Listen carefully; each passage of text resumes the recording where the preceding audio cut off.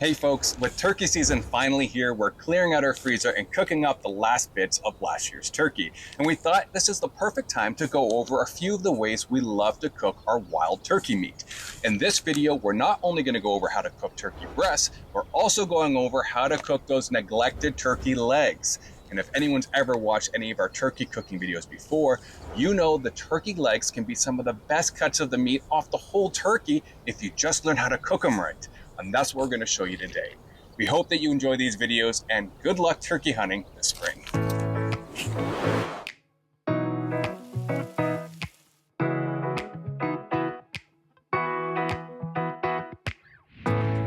Hey folks, one of my guilty pleasures is a McTurkey Sandwich, and over the years I've actually tried making it at home.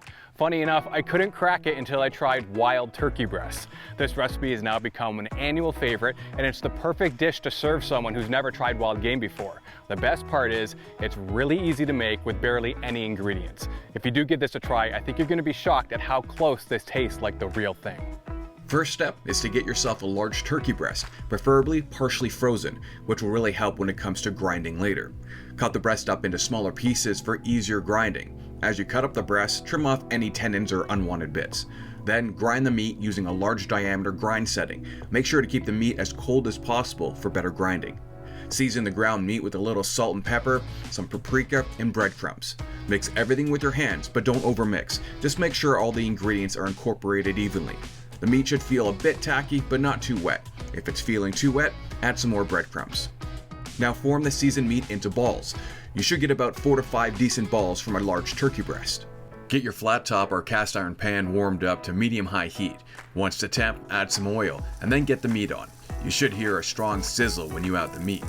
With 2 spatulas, smash the balls into burgers. This will give you the best meat-to-surface contact, resulting in more browning, which means more flavor.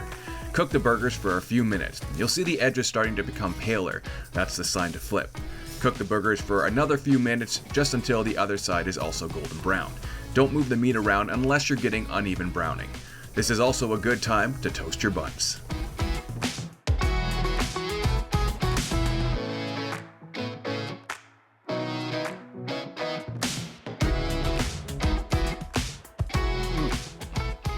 Seriously, this tastes so much like the real thing.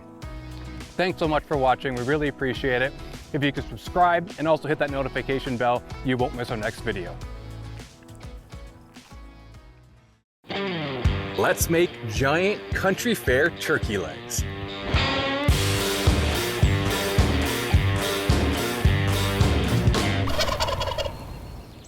Well, today we're going to be cooking with some wild turkey legs. Now, wild turkey legs don't have the best reputation.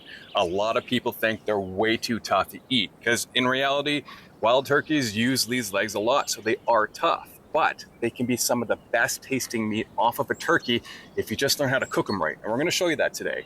The other reason to be saving your turkey legs is they're a huge portion of the meat that you get off of a turkey. These 2 adult legs alone weigh 4 pounds, so make sure you save those legs.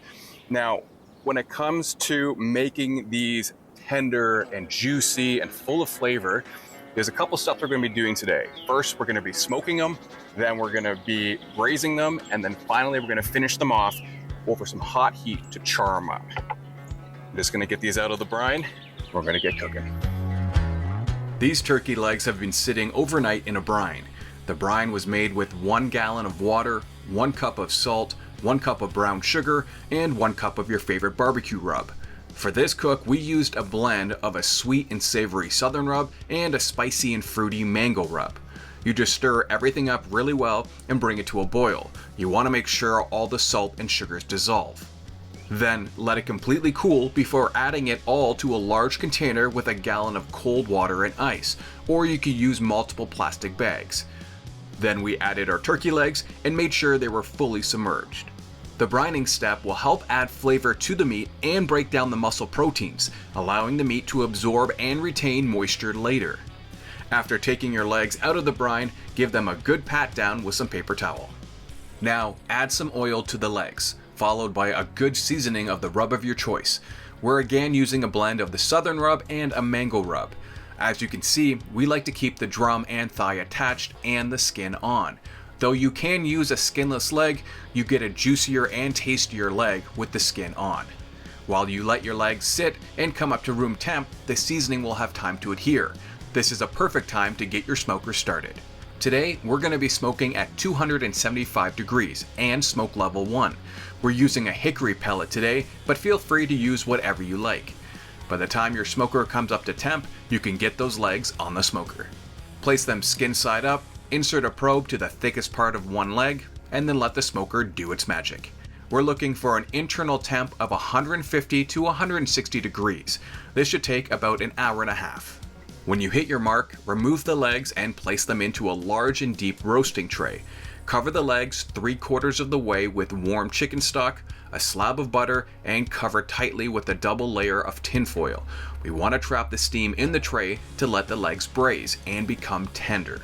Place the legs back on the smoker and crank the heat up to 350 degrees. Let the legs braise in the chicken stock for 2 hours. The meat should be tender yet still holding on the bone when done. When the legs are done braising, remove them from the tray. Here you have two options. If you want to, you can put these in the fridge and finish the cook on another day.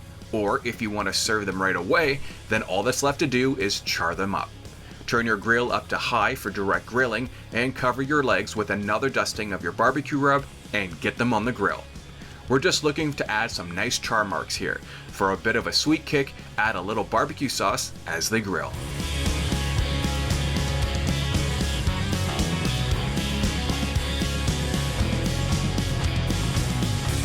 And that is how we like to make giant country fair smoked turkey legs. Now check this out. Look how tender. I told ya. It's so good. Oh my gosh. Please give this recipe a try. Save those turkey legs. They're so good. Thanks very much for watching. We hope you give this recipe a try with some of your own wild game at home or in the field.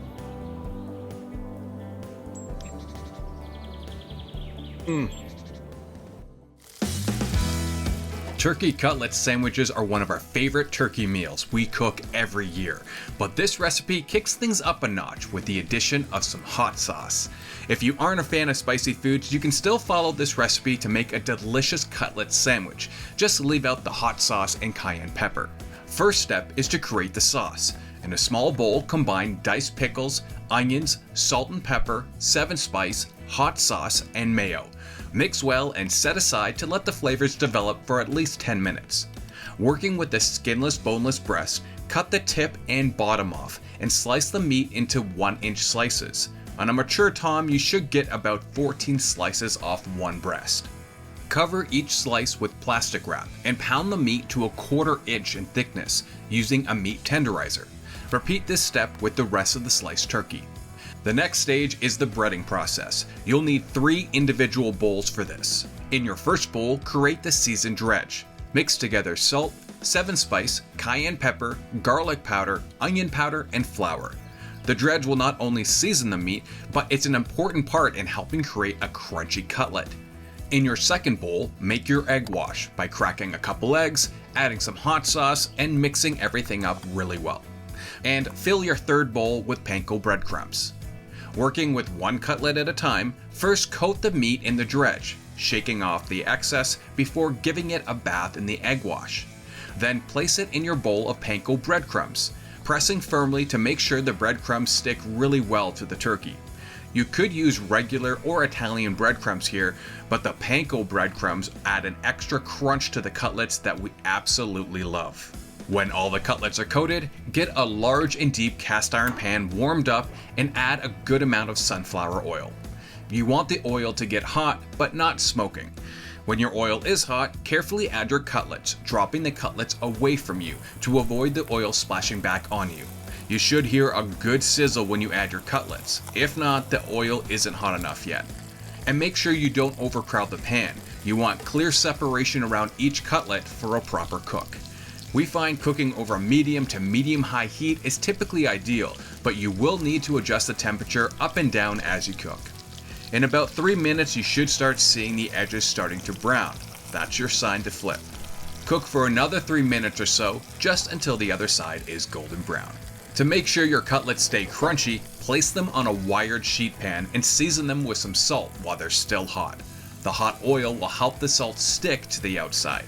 When all the cutlets are cooked, the last thing left to do is to assemble your sandwiches. Using 2 slices of light rye bread, spread a healthy coating of the sauce we made earlier to each slice. Top one of the slices with shredded iceberg lettuce and add one of the cooked cutlets. And that's how we like to make a spicy cutlet sandwich.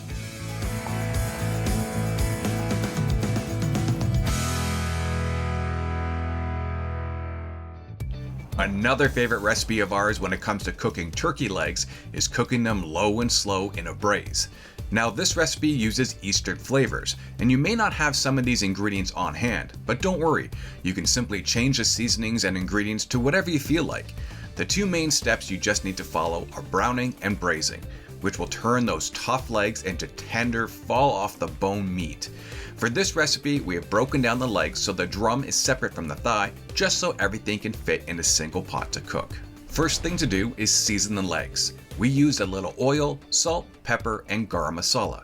Then, after a dusting of flour, we browned our legs in batches in a large and deep cast iron pot over medium-high heat.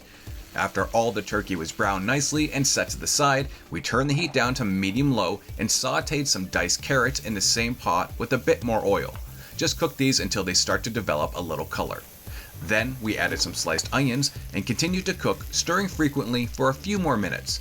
We then added fresh thyme and rosemary, sliced garlic, bay leaves, cinnamon sticks, dried ginger, garam masala, cayenne pepper, chili powder, celery salt, and salt and pepper, and cooked everything for a few more minutes. Then we added tomato paste and red curry paste and stirred everything up really well and cooked for a couple more minutes.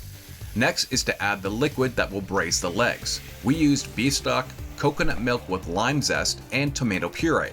Make sure to turn the heat up to high and stir everything up, scraping the bottom of the pot as you stir, and bring everything to a boil. Once to a boil, turn the heat down to low and add all your brown legs back to the pot. Throw the lid on and cook for 3 to 3.5 hours, stirring every 30 minutes. During the braise, the meat will become fork tender and be enriched with all the flavors we've added to the pot. When your meat is tender, serve it over some basmati rice with a lime wedge on the side and you're all done. You'll have a creamy tomato sauce packed full of flavor and fall off the bone meat. Hey folks, hope you enjoyed that video. Please hit the like button, comment, as we'd love to know how you felt about it. And if you'd like more great Canadian adventures, please subscribe and hit the notification button so you don't miss any new content coming out. And as always, our amazing outdoor adventures are shared on Facebook, Instagram, and TikTok. Please come along for the adventure. We'd absolutely love to have you along for the ride.